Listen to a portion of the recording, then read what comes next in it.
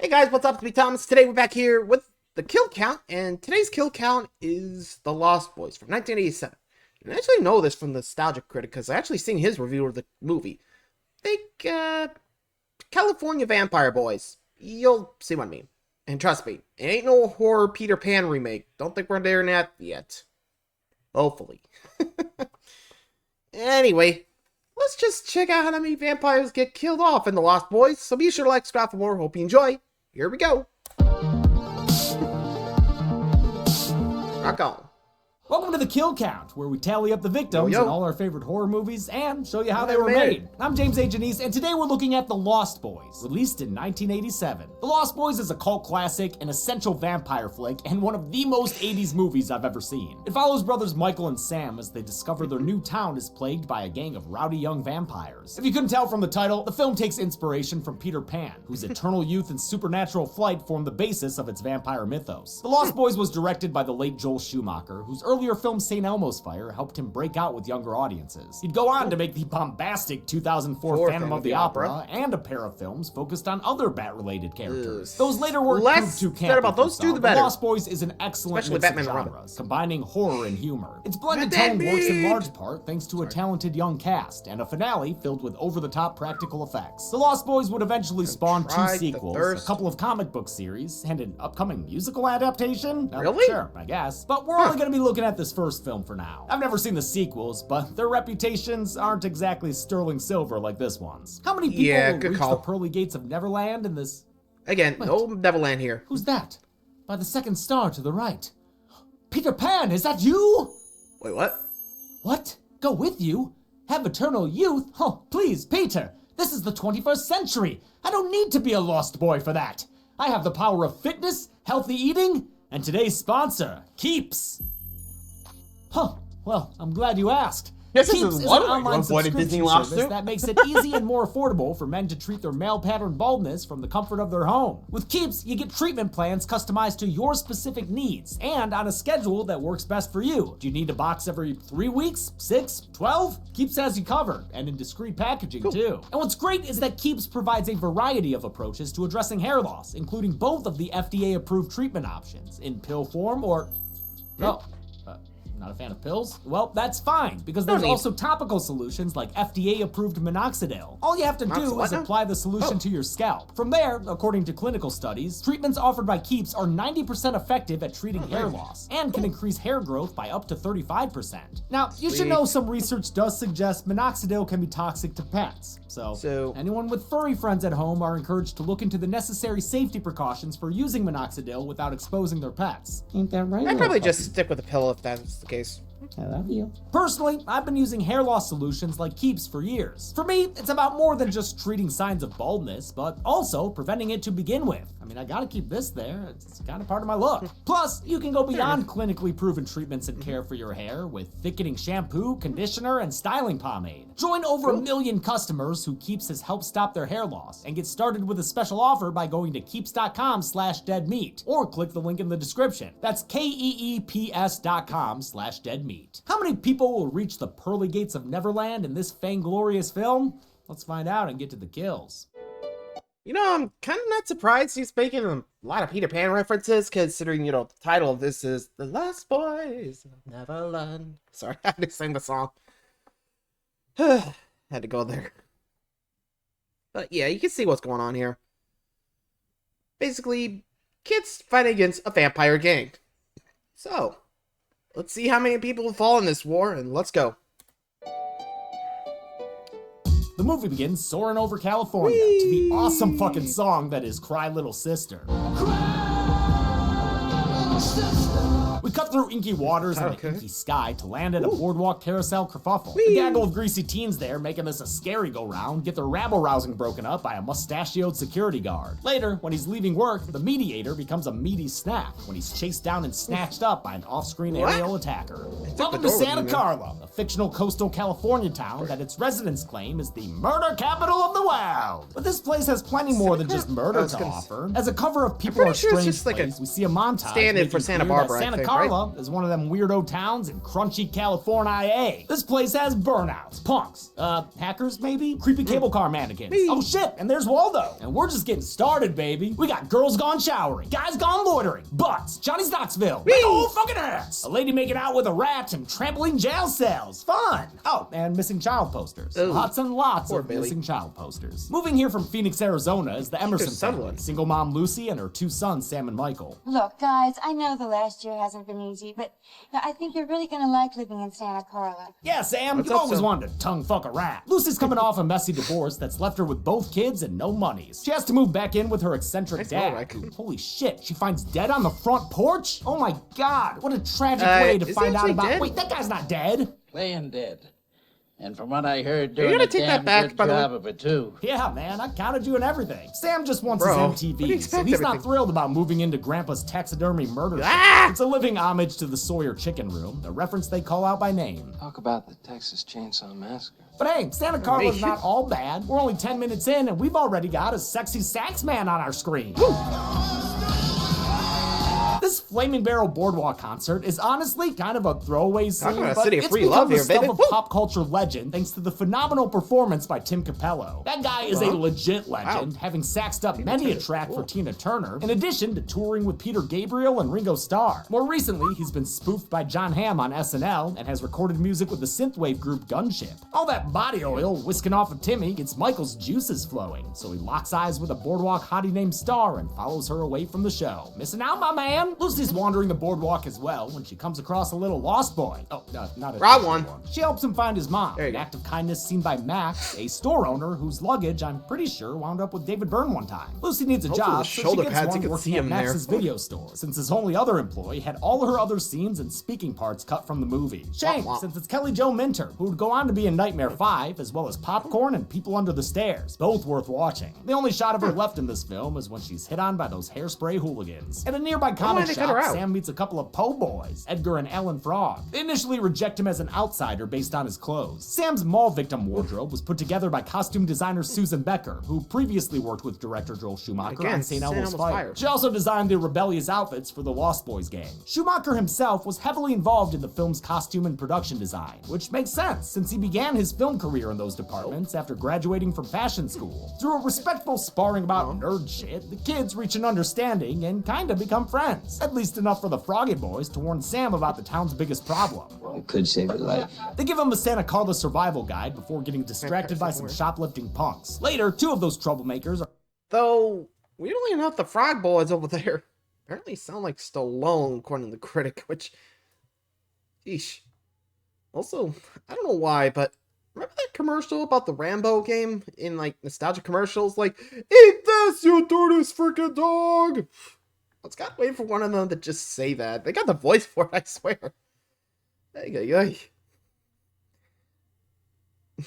I'm kind of curious if James are gonna show that scene, you know, I ain't got home. Just that bathtub scene. Kind of curious now. Not like that before you say anything. Let's just keep moving on. are getting frisky in their car when it's turned into a convertible there by we go. an overhead attack, flying them both onto the couch. Bye, Greg. Damn, they really just yanked those actors up with cables, huh? See you, Shelly. Michael keeps following his lodestar now. as she walks around with a tiny Hey. theater usher, Gavroche cosplayer. I don't know. Looks like What her is and that going on kid there? are part of the Lost Boys biker gang. And lead guy notices Mike's interest in his lady. The next night, Star approaches Michael, but dude, you saw who she rolls with. Maybe give this one up. And then again, I mean, look at Jamie Gertz. She might be worth risking an ass beating. I'm Michael. Michael's great. I like Michael. Well, that's What? good, because you're gonna hear it a whole fucking lot in this movie.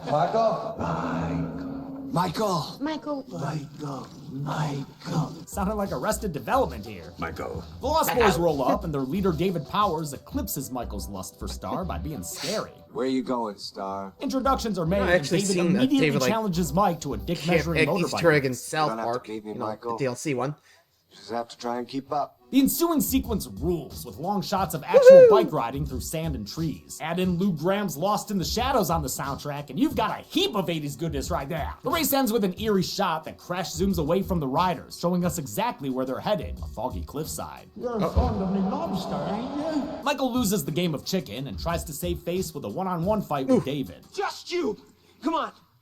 Just Come on, you! punk. The challenge earns their respect, maybe, so the gang takes them to their underground hideout. This clubhouse is a luxury hotel that sank underground 80 years ago. They say it was buried by the 1906 San Francisco earthquake, a real-life disaster that devastated the coast of Northern California. The hotel hideout is one of many awesome locations in this movie. Great work by production designer Bo Welch, who gave us lots of details to look at in places like the Boardwalk stores and Grandpa's log cabin house. One of the best inclusions is the giant picture of musician Jim Morrison back there. Morrison not only shares a striking resemblance to Michael's actor Jason Patric, he also, like the Lost Boys, is in a way forever young, having died at the age of 27. The boys haze Michael a bit by serving up noodles that might be worms and rice that might be maggots. Maggots, Michael. You're eating maggots. How do they taste? They've either got mad powers of suggestion or they slipped Michael acid at some point. Either way, Michael goes along with it. Probably because David is just that fucking cool. David Powers is played by Kiefer Sutherland in an absolutely magnetic performance. And he makes for a hell of a Royal Rumble participant too. I love how he's not just a one-note scary bully like his character from Stand By Me. David has an allure that makes you understand why Michael wants to gain his approval even when he's so clearly dangerous. Sutherland would go on to work with director Schumacher several more times in his career, maybe since he had such a good time here. Schumacher gave his young cast creative input, and it was Sutherland who suggested David's hairstyle, a mullet with a Billy Idol look on top. David busts out a bottle adorned with tinfoil and some uncut jams. He tells Michael if he drinks from it, he'll be a cool kid just like them, and despite Star's warning, It's blood. Michael thinks it's just another Halloween prank, so he takes a gangrelian gulp and chug-a-lugs until he gets cross-faded. Haha, looking like a teenager. Way to go, Michael. It ushers in another hit of Cry Little Sister, which is worth it alone, Star, so chill out. The movie's excellent, often dreamy cinematography comes courtesy of DP Michael Chapman, who also shot Raging Bull and Taxi Driver, and Space Jam, but I won't hold it. To complete his initiation, the gang takes Michael to a rickety bridge. Damn, Kiefer, always hanging out by train tracks, huh? They're here to play a new game, and the first one up is... Michael. Before you can say polo, them kids be jumping off the bridge. But they're just playing around with some high-stakes monkey bars. Come on, do it, Michael, do it! Do it, Michael! He does, but when a train passes overhead, the boys start to drop one by one. He hears them from below, encouraging him to join them, and since he can't pull off a fingertip pull-up, he falls into the endless fog. Thankfully, at the bottom of it is his bed. Aw, but he's getting his dirty shoes all over it. Gross. Michael is now sleeping into the afternoon and has a sensitivity to sunlight, so he's either becoming a vampire or, you know, is just hungover. He and Sam are left alone that night when Lucy has a dinner date with Max, and Grandpa leaves trying to woo a widow with his taxidermy skills. Awooga! Wait, hold on. Is that the same taxidermy dog from Puppet Master? It might be. After the sun sets, lights and engine noises suddenly surround the house. What the? Sounds like all the fucking Sturgis out there. But the lights and motors run and get out of their highway when Michael checks outside. Huh, the festival must be over. While Sammy gets sudsy in the tub, Michael is racked with a case of the Midnight Munchies. But normal food doesn't sound as good as human flesh, even if it's related to him. His need for a sandwich overwhelms him and he breaks into the bathroom right as little bro Nancy Thompson's his way beneath the surface. As Sam's battling Freddy, family good boy Nanu growls and attacks, protecting Sam and leaving Michael with a bloody hand. Nanu could sense what they're learning right now. Michael's been changed, as evidenced by his half-ass vamp-ass reflection. Sam doesn't take the news well. My own brother, a goddamn shit-sucking vampire. Oh, you wait till Mom finds out, buddy. A lot of this film's humor was made up on the spot during production. The fact he was just like, how dare you do They didn't like the idea of blending genres. How vampires? Like, seriously. Wait till Mama hears about this. The CEOs want to know, are you making a horror movie or a comedy? And I would say go back and tell them yes. Michael tries to give his brother some space, but his newfound powers have him floating away like he shotguns some fizzy lifting drinks. It freaks out Sam so much he tattles to his mom, sending her running away from her date with Max before it can even begin. Come on, how's this poor woman supposed to cut loose? Footloose. Michael's eventually able to convince Sam to let him inside with some basic manners. Please. Well, all right, but you'd better say thank you, too. Thank you, sir. Better not. Okay, we cool. The siblings agree to better stick not bite together, me. so Sam covers for his brother when their mom gets home. Seriously, this poor From woman. Tatterman Diane to Wiest is so covering. good as an exasperated but also very loving mom. Schumacher was surprised she accepted the role, since she had just won an Oscar for Hannah and her sisters. Michael sneaks away to the now empty underground hideout, where he finds Star and demands some answers about. Oh, never mind. They're just gonna fuck. The two play a game of Twister in the sheet, set to, you guessed it, the greatest song ever worthy of repeat needle drops. Wow, this Isn't is that like getting an into the actually song? sexy version of that scene from The Room. The booty apparently takes Michael straight to heaven. And not only that, but while they're cuddling in the afterglow of their juices, Michael sees his hand is healed. I'm telling you, hell of a booty. The newly 18 Jason Patric turned down the role of Michael several times until Schumacher convinced him with the promise of creative input on the character. Kiefer Sutherland has said that Patrick was instrumental in shaping the film. It was Patrick who recommended Jamie Gertz for star, having just worked with her in the sci-fi flick Solar Babies. The next day, Sam accompanies his mom to drop off some apology wine at Max's house. But Max's dog Thorn goes full Cujo on these, and Jack Torrances his way through the gate with his face. Damn, a lot of good boys getting bitey up in this bitch. Sam relays the incident to the Frog Brothers, recognizing Thorn as a hound of hell from his required reading. Vampires require a daytime protector, a guardian, to watch over them as they sleep. Fierce dogs.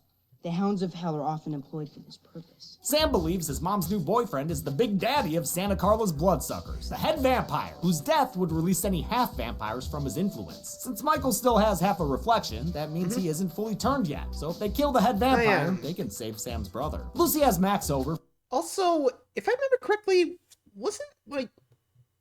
Okay, sorry, but the head vampire thing kind of reminds me of the, like, Christmas Billy and Mandy adventure, you know, the Grim Adventures.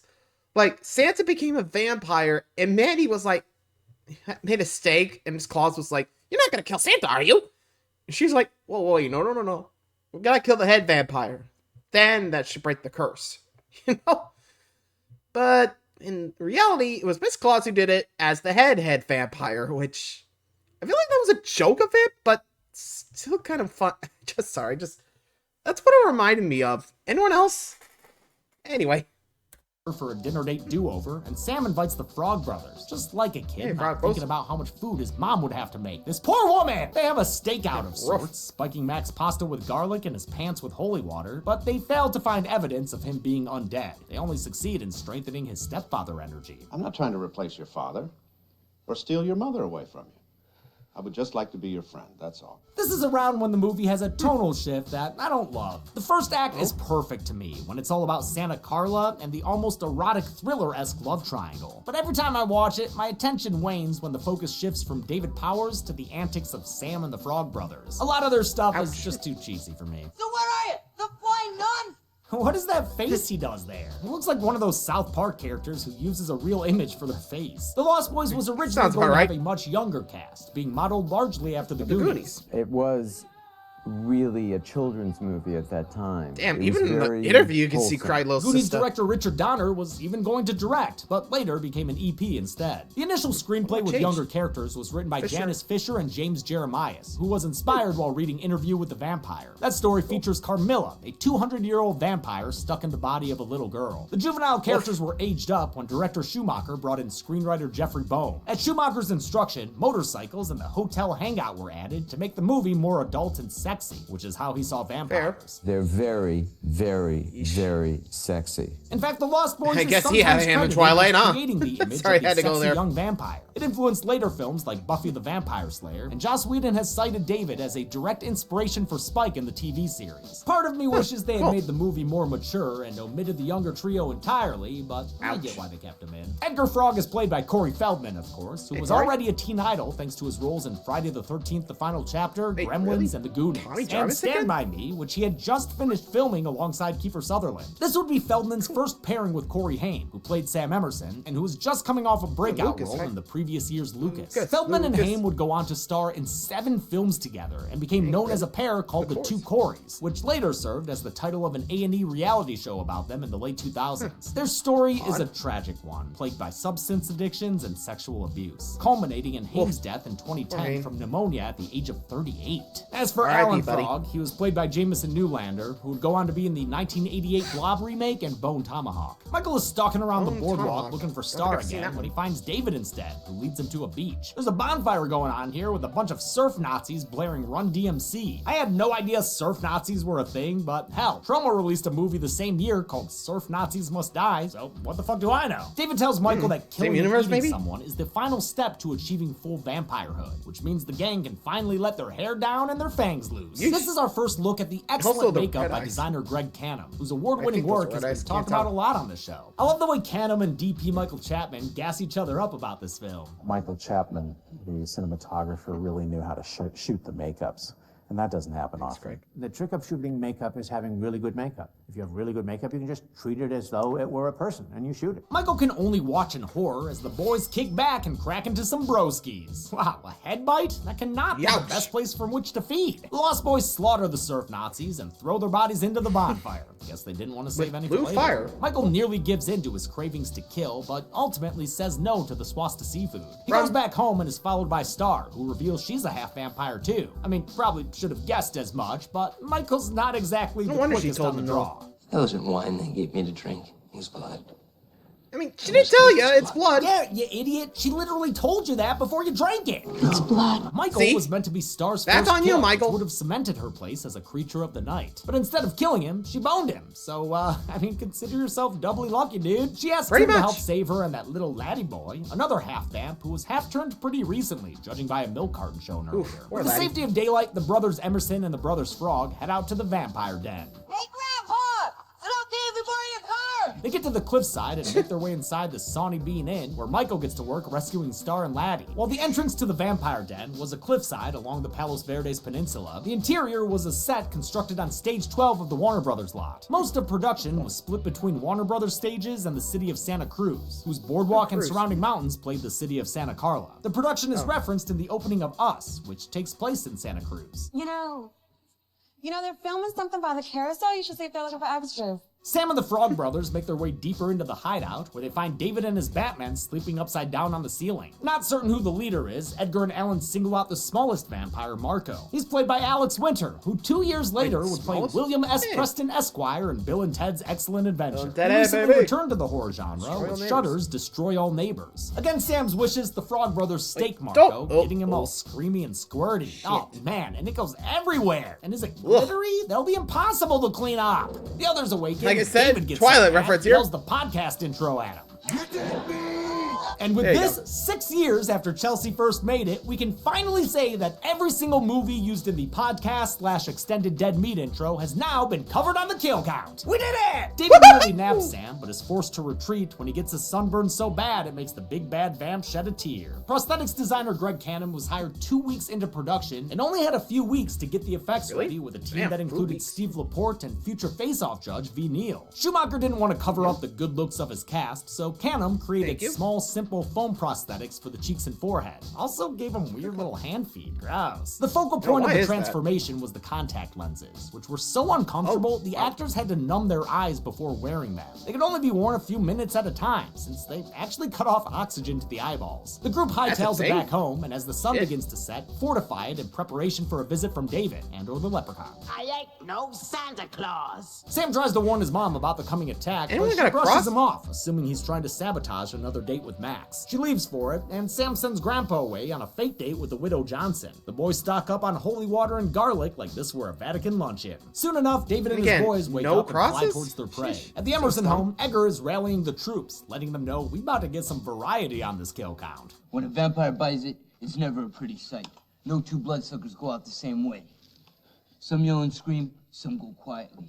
Some explode, some implode. Schumacher told Feldman to model his performance after tough guys Chuck Norris and Sylvester Stallone. His voice and headband are specifically inspired by Rambo. The vampire attack begins when they nearly nab Nanook, who was accidentally left tied up outside. They save the dog, but a vampire named Dwayne blasts through the chimney and knocks out both Michael and the lights. In the ensuing chaos, the Frog Brothers are cornered upstairs by a vampire named Paul. You're mine! Actor Brooke McCarter became good friends with Corey Haim on set and went on to become his manager after the film. It sounds like he tried to shield Haim from the negative influences in his life, but you know, there's only so much you can do. Good on him for trying though. Paul chases the duo into the bathroom where they've got a vat of anti-vamp soup brewing in the tub. Turns out garlic doesn't do shit to these guys, but holy water's still effective, as evidenced when Nanook knocks him into the tub. It triggers a steamy, screamy bath that melts Paul like a wicked witch. Yeesh. That's just Skellina. It also blows up the place's pipes like it were a house in Derry, Maine. Downstairs, Sam tries to wake up Michael, only to get jump scared by Dwayne. He manages to shoot the vampire with an arrow, which also electrocutes him when it pins him to a speaker. The flashy electrocution goes on for a minute and culminates with Dwayne blowing into pieces. Holy shit, that was awesome. Death by stereo. The siblings go to help the others upstairs, only to get separated when David singles out Michael. Sam regroups with the Frog Brothers, but Laddie's bloodlust nearly does him in. Edgar and Alan want to stake this little stinker, but Star steps in and calls for peace. He's just a little boy. Yeah, sure seems like it, lady. Downstairs, David and Michael have a frenemy standoff. Tried to make you immortal. You tried to make me a killer! Mikey goes full vampire, so they can have an all-out vampire fight! They bounce around the cabin like a couple of pinballs, but Michael gains the upper hand and throws David onto Grandpa's taxidermy table, telling him on some antlers like he were Linnea Quigley. Greg Canham's team actually built an elaborate David puppet for this sequence, but sadly, the shots using it were ultimately cut. Ever since Max passed the vampire test at dinner, Sam and the Frog Brothers have been trying to figure out who the head vampire is. They assumed it was David, but that doesn't seem to be the case, since he's dead now and Michael's still stuck in vampire mode. Uh-oh. Get away, Sam. Michael drunk. I said get away! Just then, Max and Lucy get back from their date to find the house completely obliterated. Lucy is understandably confused, but Max seems relatively unfazed. In fact, his reaction to seeing David dead is downright tender. That's because Max is the Big Fang Daddy after all. The reason the holy water didn't affect him earlier is because Michael accidentally invited him inside. Well, you're the man of the house, and I'm not coming in until you invite me.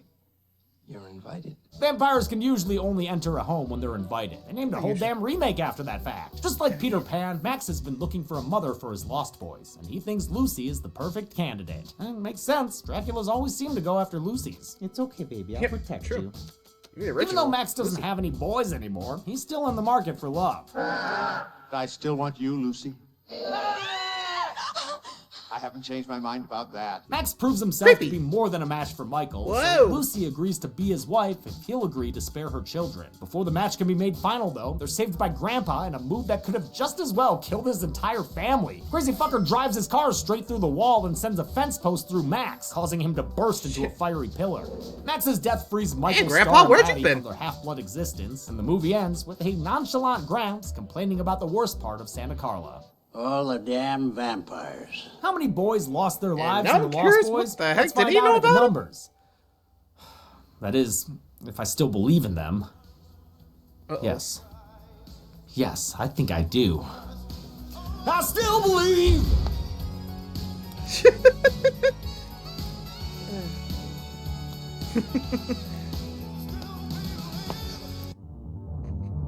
Numbers down. I counted 14 kills in the Lost Boys, with the victims consisting of 1 woman and 13 men or boys. That gives us this mostly Lost Blues pie chart.